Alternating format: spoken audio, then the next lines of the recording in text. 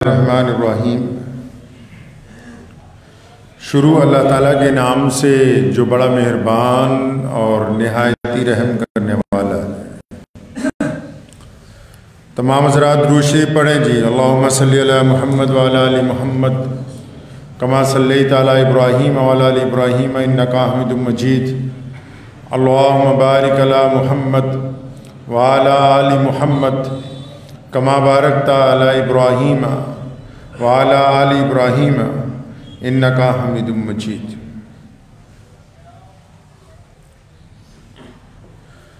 گزشتہ 2-3 دن پہلے لدھیانہ میں سلیم ٹاپری کے علاقے میں پڑوس میں رہنے والی ایک خاتون نے اپنی ہی پڑوس میں جو رہتے تھے عزیز ان کی 2.5 سال کی بیٹی کو بہلا پھسلا کے کسی جگہ لے جا کے پھر اس بچی کے ساتھ تشدد کیا، مارا اسے،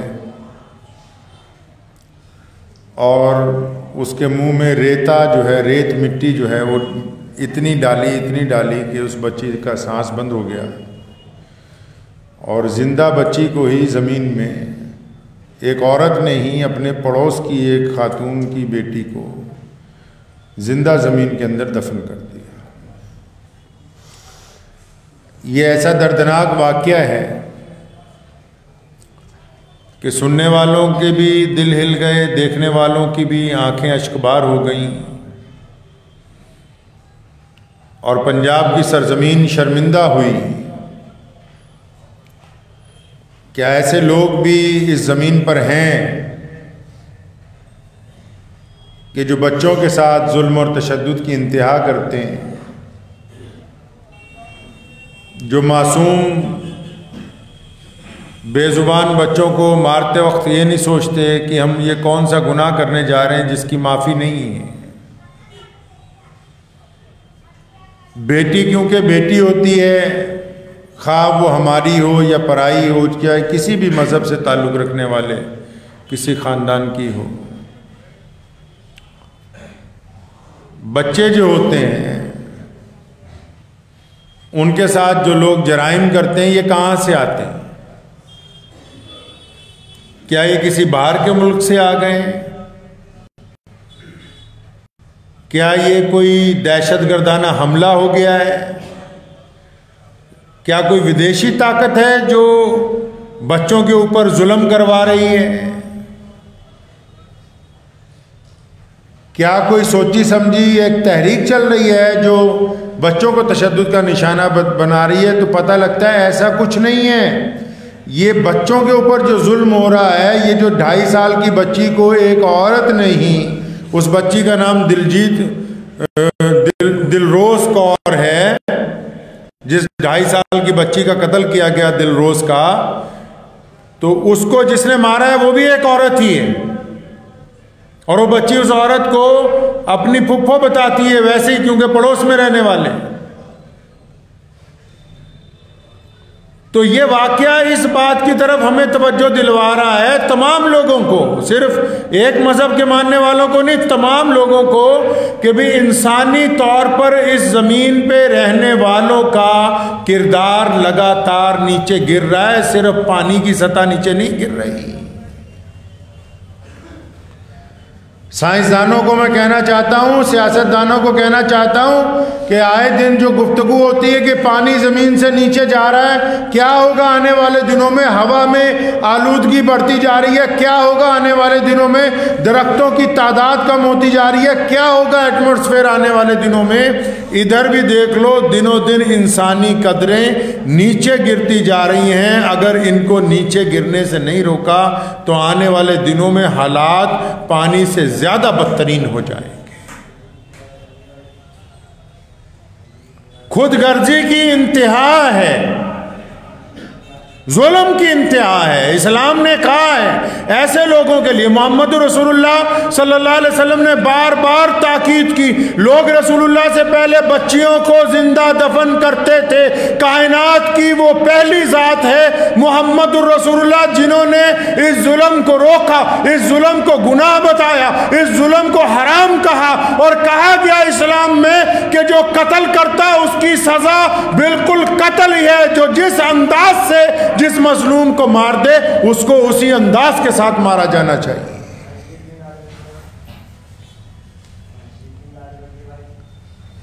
حکومت کو بھی چاہیے کہ باقی ساری چیزوں کی پرواہ کرتے ہیں، یہ جو انسانی قدر قیمتیں گر کیوں رہی ہیں؟ تاکہ ہم بے خوف ہو گئے، ہم انگریز بننا چاہتے ہیں۔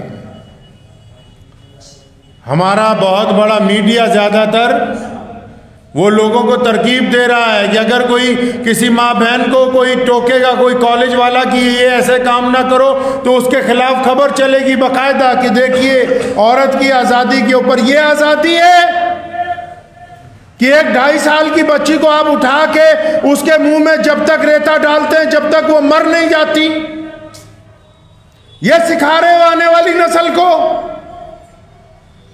کہ بس اب پکڑ لیا، آرام کرو جیل میں، عدالت میں جیرا ہوگی، مقدمہ چلے گا، سالوں سال گزر جائیں گے، ماں باپ کے دل میں غم زندہ رہے گا، باقی دنیا بھول جائے گی، پھر عدالت سوچے گی کہ فیصلہ کیا کرنا ہے، ثبوت ملیں گے، اگر ملیں گے تو سزا ہوگی، سزا بھی اس معیار کی ہوگی کہ نہیں ہوگی۔ میں یہ کہنا چاہتا ہوں عدالت کو بھی کہ دیر سے ملنے والا انصاف کبھی مکمل انصاف نہیں ہوا کرتا۔ رسول اللہ صلی اللہ علیہ وسلم نے تعلیم دی کہ انصاف وہی ہے جو وقت پر دیا جائے، ظلم کو وقت پر روکا جائے۔ بچوں کے ساتھ تو ان تمام لوگوں کو حکم دیا گیا، جنگوں کے دوران بھی حکم دیا گیا کہ بچوں کا خیال رکھیں کہ بچوں کو تکلیف نہ پہنچے، بچوں کو چوٹ نہیں پہنچنی چاہیے۔ حضور نبی علیہ السلام نے بذات خود کر کے دکھایا ہے۔ بچوں کو پالنا کیسے ہے؟ آج کل تو لوگ 2 سال کا بچہ ہے اس کو پلے وے میں بھیج دیتے ہیں، اس کو ماں باپ بچپن سے ہی الگ کر رہے ہیں۔ جب آپ اپنے بچے کو بچپن سے ہی اپنے سے دور کرنے لگیں گے یقیناً وہ آپ کا بڑھاپے میں ساتھی نہیں بنے گا۔ شریعت نے کہا کہ بچے کو 6 سال تک چھاتی سے لگا کے پالو تاکہ اس کے دل میں آپ کی محبت جذب کر جائے، رچ جائے، بس جائے۔ چھاتی سے لگا کے پالو اسے۔ لوگ 2.5 سال کے بچوں کو اپنی جان چھٹانے کے نام کے اوپر لوگ کہہ رہے ہیں کہ پلے وے کے اندر یہ پڑھیں گے۔ 2.5 سال کا بچہ، اور کون سی تعلیم دلوا رہے ہو؟ کون سے بڑھیا اعلیٰ درجے کے اسکولوں میں پڑھا رہے ہو جن اسکولوں میں آج تک یہی نہیں بتایا گیا کہ ماں باپ بڈھے ہو جائیں تو ان کی ٹٹی پیشاب صاف کرنا تمہارا کام ہے؟ کون سے اسکول نے اپنے بچوں کو یہ تعلیم دی ہے؟ جہاں تم بچوں کو پڑھا رہے ہو وہ بتاتے ہیں بچوں کو کہ آئی-لیٹس کرو، کینیڈا جاؤ، آسٹریلیا جاؤ، امریکہ میں جا کے بس جاؤ، انگلینڈ چلے جاؤ، اور یہ پرواہ نہ کرو کہ پیچھے تمہارے ماں باپ کا کیا ہوگا۔ یہ پڑھا رہے ہو تم اپنے بچوں کو۔ میں یہ نہیں کہتا کہ بچوں کو انگریزی نہ پڑھاؤ، لیکن انگریزی کے ساتھ ان کو دین تو پڑھاؤ، ان کو اپنا دھرم تو پڑھاؤ، ان کو اپنا مذہب تو بتاؤ۔ جب تک مذہب ان کے دل میں داخل نہیں ہوگا ان کو پتہ ہی نہیں لگے گا کہ ماں باپ کا احترام کرنا کیسے ہے۔ انگلش کی تعلیم تو پیسے 1 سے 2 بنانے کا طریقہ بتاتی ہے، سائنس میں کس طرح ترقی کرنی ہے اس کا طریقہ بتاتی ہے، میتھمیٹکس میں کس طرح آگے گنا کے جوڑ لگانے اس کے طریقے بتاتی ہے، اتہاس وہ پڑھاتی ہے جو ان کے مطلب کا ہو۔ یہ کس نے سمجھانا تھا کہ ماں باپ کی اطاعت کرنی ہے، رشتوں کی قدر و قیمت کرنی؟ محمد رسول اللہ صلی اللہ علیہ وسلم کو دیکھے، کائنات کے مالک ہیں، حضور اکرم صلی اللہ علیہ وسلم خاتم النبیین ہیں، اور آپ صلی اللہ علیہ وسلم تمام انبیاء کے سردار ہیں، تاجدار مدینہ ہیں۔ جب مسجد نبوی میں نماز پڑھانے کے لیے جاتے ہیں تو بعض اوقات حضرت زینب رضی اللہ تعالیٰ عنہ جو رسول اللہ کی چوتھی بیٹی، ان کی جو صاحبزادی ہے، وہ ضد کرتی ہے رسول اللہ صلی اللہ علیہ وسلم کو کہ میں آپ کے ساتھ جاؤں گی۔ نبی علیہ السلام اپنی نواسی کو ساتھ لے کے جاتے ہیں نماز پڑھانے کے لیے، چھوٹی بٹیا ساتھ میں جاتی ہے، آپ صلی اللہ علیہ وسلم اپنے ساتھ اس کو کھڑا کرتے ہیں۔ نبی علیہ السلام نماز پڑھاتے ہیں تو نماز کے دوران بچہ حرکت کرتا ہے، کبھی گود میں، کبھی کندھے پر۔ محمد رسول اللہ صلی اللہ علیہ وسلم نے کبھی بچوں کو ٹوکا نہیں۔ امام بخاری نے لکھا ہے حضور اکرم صلی اللہ علیہ وسلم ایک مرتبہ سجدے میں گئے، کافی دیر ہو گئی، صحابہ کرام رضی اللہ تعالیٰ عنہ فرماتے ہیں کہ ہم پریشان ہو گئے کہ رسول اللہ سجدے سے سر نہیں اٹھا رہے۔ تو جب بہت دیر بعد سر اٹھایا، بعد میں پوچھا کہ یا رسول اللہ کیا بات ہوگی تھی؟ فرمایا یہ جو حسین ہیں، حضرت حسن اور حسین چھوٹے ہیں، یہ بھی نماز میں آ جاتے ہیں، تو یہ میرے کندھوں پہ آ کے بیٹھ گیا۔ اب میں نے سوچا کہ اگر سجدے سے اٹھتا ہوں تو حسین گر جائیں گے، ان کے چوٹ لگ جائے گی۔ آج تو کئی نمازی ایسے ہیں جو بعد میں آئیں گے، بچوں کو صف میں سے الگ کریں گے۔ کیوں؟ اگر الگ کرنا تھا تو تم پہلے کیوں نہیں آگے بھائی؟ خود پہلے کیوں نہیں پہنچ گئے مسجد کے اندر؟ اگر ہماری مسجدوں میں بچوں کی تعداد کم ہو جائے گی، اس کا مطلب آنے والا اسلام کا مستقبل ویسا نہیں ہے جیسا ہم چاہتے ہیں۔ مساجد کے اندر بچوں کی آمد اس بات کا اطمینان ہے کہ آنے والے دور میں اہل اسلام کے پاس ایک اچھی نسل موجود ہے جو ان مساجد کے اندر اللہ اور اس کے رسول صلی اللہ علیہ وسلم کا نام لیا کرے۔ نبی علیہ السلام نے بچوں کی قدر و قیمت کرنے کی حکم فرمایا۔ بچوں کو فرمایا کہ جب بچہ گھر میں ہو اس کا بہت خوبصورت نام رکھو، اچھا نام رکھو، اس کا نام ایسا ہو جو اس کو سن کے بھی اچھا لگے، کہنے والے کو بھی اچھا لگے، بتانے والے کو بھی اچھا لگے۔ حضور اکرم صلی اللہ علیہ وسلم نماز عید پڑھانے کے لیے جا رہے ہیں، حضرت زید جو چھوٹے سے ہیں، یتیم ہیں، راستے میں مل گئے روتے ہوئے، محمد رسول اللہ صلی اللہ علیہ وسلم رک گئے، پوچھا بچے کیوں روتے ہو؟ تو بچے نے روتے روتے کہا جی میرے ابو مجھے ہر سال عید کی نماز پڑھانے لے جاتے تھے، ابا کہاں ہیں؟ ابا تو شہید ہو گئے، ابا تو انتقال کر گئے، ابا ہیں نہیں۔ سنو مسلمانوں، محمد رسول اللہ نے کیا کیا؟ آج کا کوئی بڑا آدمی کیا کر سکتا ہے؟ آج کا کوئی حکمران کیا کر سکتا ہے؟ آج کا کوئی پیر فقیر کیا کر سکتا ہے؟ آج کا کوئی لیڈر کیا کر سکتا ہے؟ محمد رسول اللہ نے آج تو بندہ جو طاقتور ہوگا، چلا جا رہا ہوگا، کوئی غریب مل جائے گا، چند پیسے دے دے گا، 1 سیکنڈ کے لیے اس کی بات سن لے گا، اس کے بعد بھول جائے گا۔ محمد رسول اللہ جو کائنات میں سب سے زیادہ مصروف ہیں، جو کائنات میں تمام انسانوں کے لیے رحمت بنا کے بھیجے، جو تمام عالم میں انسانوں کے رہبر ہیں، وہ رسول اللہ صلی اللہ علیہ وسلم نماز عید پڑھانے کے لیے جا رہے ہیں۔ راستے میں یتیم کا بچہ مل گیا تو محمد رسول اللہ نے صحابہ کو یہ نہیں کہا، ابو بکر بھی تو ساتھ میں ہیں، عمر بھی تو ساتھ میں ہیں، ابو ہریرہ بھی تو ساتھ میں ہیں، عبداللہ ابن زبیر بھی تو ساتھ میں ہیں، ابو عبیدہ بن جراح امین الامت ساتھ میں ہیں، خالد ابن ولید جیسے جرنیل ساتھ میں ہیں، عثمان ذی النورین جیسے دولت مند اور شیر خدا، علی مرتضیٰ جیسے اولو العزم صحابہ اکرام رضی اللہ تعالیٰ اجمعین ساتھ میں ہیں۔ کسی کو نہیں کہا کہ اس بچے کو سنبھالو۔ کالی کملی والے نے خود اس بچے کا ہاتھ پکڑا، واپس چل پڑے، جا رہے ہیں عید کی نماز پڑھانے، واپس چل پڑے گھر پہ، اس بچے کو گھر پہ لے کے آئے واپس، حکم دیا اسے نہلایا جائے۔ حضرت فاطمہ رضی اللہ تعالیٰ عنہ کے گھر پیغام بھیجا کہ حسن و حسین کے کپڑوں میں سے کوئی اچھا جوڑا بھیجو، ایک بچہ ہے، یتیم ہے۔ سنو بچوں کی پرورش کیسے ہوتی ہے، بچوں کی اکرام کیسے کیا جاتا ہے۔ غسل دیا گیا، جوڑا پہنایا گیا، میٹھا کھلایا گیا. پھر رسول اللہ صلی اللہ علیہ وسلم نے اس بچے کو پوچھا، یہ نہیں کہ چلو اب عیدگاہ چلتے ہیں، نہیں. کالی کملی والے نے اس بچے سے پوچھا کہ بیٹا یہ بتاؤ، جب تم عید کی نماز پڑھنے جاتے تھے اپنے ابو کے ساتھ تو تمہارے ابو تمہیں کیسے لے کے جاتے تھے؟ انگلی پکڑ کے لے کے جاتے تھے، بازو پکڑ کے لے کے جاتے تھے، گود میں اٹھا کے لے کے جاتے تھے؟ محمد رسول اللہ اس بچے سے پوچھتے ہیں کہ تم اپنے ابو کے ساتھ عیدگاہ جاتے کیسے تھے؟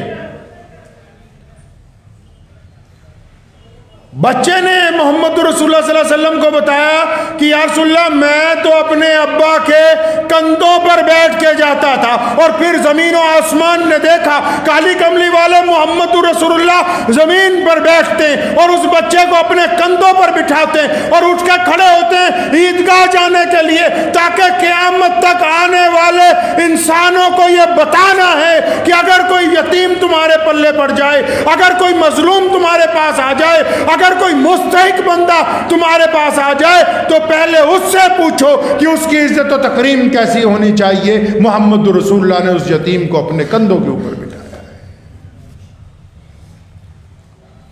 بچوں کو قتل کرنے والے لوگ گندی سوچ کے لوگ ہیں، وہ لوگ ہیں جن کے ارادے ناپاک ہیں، جن کی پرورش درست نہیں ہوئی، جن کے حلق میں حرام مال اترا ہے، جن کی نیتیں خراب ہیں، جو سارا دن پڑوسیوں سے جلتے رہتے ہیں، جن کو حسد نے برباد کر دیا ہے. ایسے ہزاروں لوگ اور ہوں گے جن کے ارادے ہیں کہ کسی کے بچے کو قتل کر دیں، کسی کے بھائی کو قتل کر دیں، کسی کی بیوی کی جان لے لیں، کسی کے ساتھ بد کرداری کر دیں. رکے گا کیسے؟ اسلام کہتا ہے کہ سرے بازار ان کو سزا دو جو لوگ بچوں کے ساتھ ظلم کرتے ہیں. ہم مانتے ہیں کہ عدالت کے اندر مقدمہ چلنا چاہیے، لیکن دنیا کا یہ دستور ہے، یہ بھی دنیا کا ایک قاعدہ ہے کہ جب جرم ثابت ہو جائے، جب یہ بات طے ہو جائے کہ یہ بندے نے قتل کیا ہے ایک بچے کا، اس عورت نے اس بچے کو ہلاک کیا ہے، جب گواہ گواہی دے چکے ہیں، جب مجرم اپنا اقرار کر چکے، جب عدالت کی کارروائی ہو چکے، جب یہ لکھ دو کہ سزا طے ہے کہ اس کو اب سزا دی جانی ہے، تو پھر وہ قلمدان بچے کے ماں باپ کے ہاتھ میں پکڑاؤ، وہ طے کریں گے کہ اس کو سزا دینی ہے تو کس طرح دینی ہے. جب تک آپ مجرم کو سزا نہیں دیں گے، جب تک آپ یہ طے نہیں کریں گے کہ مجرم مجرم ہے، انسان انسان ہے. اور اسلام نے ہمیں یہ روایات دی ہیں، اور اللہ کا بڑا فضل ہے ہم پر کہ لگاتار پوری دنیا میں اہل اسلام ان روایات پر عمل کرتے ہیں. عمر رضی اللہ تعالیٰ عنہ نے اپنے بیٹے کو خود سزا دی تاکہ اس نے دوسروں کے ساتھ زیادتی کی تھی، اور اس حد تک درے مارے گئے کہ خلیفہ کے بیٹے کی جان نکل گئی، لیکن فیصلہ حق پر کیا گیا. یہ کیا رواج چلایا آپ نے کہ جو جس قوم کو ماننے والا ہے، جو جس برادری کا ماننے والا ہے، جو جس مذہب کا ماننے والا ہے، وہ اپنے مذہب کو اور اپنی قوم کو مقدم رکھتا ہے، انصاف کو پیچھے کرتا ہے. مجھے اچھی طرح یاد ہے میرے والد مرحوم حضرت مولانا حبیب الرحمن صاحب ثانی لدھیانوی شاہی امام صاحب رحمۃ اللہ علیہ، انہوں نے ایک ایک چیز ہمیں سکھائی. اکثر روز لوگ آیا کرتے تھے. ایک دن صاحب آئے ایک کہ جی میں کرایہ دار ہوں 40 سال سے ایک دکان کا، مالک مکان کہتا ہے خالی کر دو. کسی نے کہا آپ کے پاس جاؤ آپ رکوا دیں گے. پوچھا کرایہ دار ہو؟ کہنے لگا ہاں جی کرایہ دار ہو. تو فرمایا اسلام یہ کہتا ہے کہ کسی کی جگہ پہ ناجائز قبضہ نہ کرو. یہ کیا بات ہوئی کہ وہ مسلمان ہے تو ہم کہیں کہ تیرا غلط کام بھی ٹھیک ہے؟ آگے جو مسئلہ پوچھنے آیا تھا، جو مدد مانگنے آیا تھا، جو اس نیت سے آیا تھا کہ اب قبضہ چھوڑوں گا ہی نہیں، اس کے دل میں یہ بات گھر کر گئی کہ اللہ اور اس کے رسول صلی اللہ علیہ وسلم چاہتے ہیں کہ کسی کی زمین ناحق نہ مارو. مالک مکان غیر مسلم تھا، اسے کسی نے بتایا کہ وہ بندہ شاہ امام صاحب کے پاس چلا گیا، اب یہ دکان خالی نہیں ہوگی. لیکن یہ واپس گیا، اس کو جا کے کہا کہ ہمارا دین یہ کہتا ہے کہ ہم ناجائز قبضہ نہیں کر سکتے. آپ نے اتنے سال کرائے پہ دے رکھی، آپ کا بڑا احسان ہے.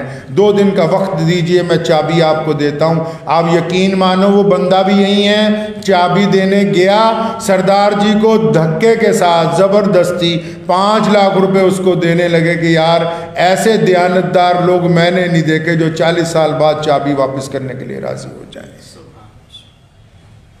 یہ تو قوم کے لیڈروں کو طے کرنا ہے نا، ہر ایک مذہب کے قائد کو طے کرنا ہے. کل کی بات ہے، میرے پاس ایک صاحب آئے، انہوں نے کہا ہمارا بھائی اندر ہے 302 کے مقدمے میں. میں نے ایمانداری سے پوچھا کہ قتل ہوا؟ کہنے لگا ہوا. میں کہا پھر ملزم کی حمایت کیوں کرتے؟ چھوڑ دو،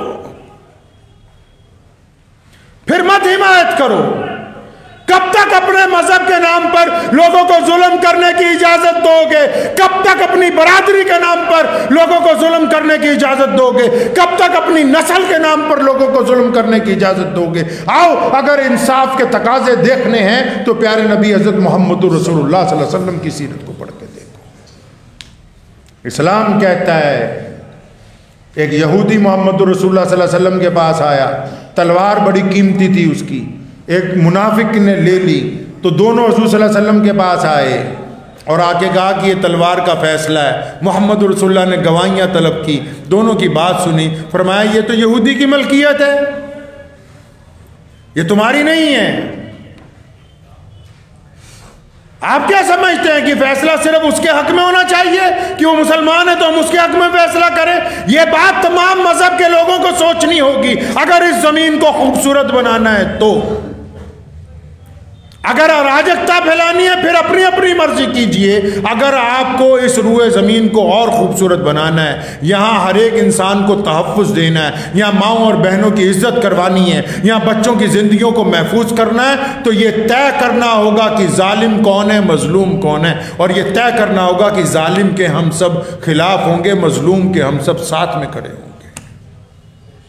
تلوار یہودی کو دے دی. اب وہ منافق تھا، مسلمان نہیں تھا، جو اپنے آپ کو مسلمان کہتا تھا. باہر نکل کے اس یہودی کو کہنے لگا میں نہیں مانتا، نعوذ باللہ.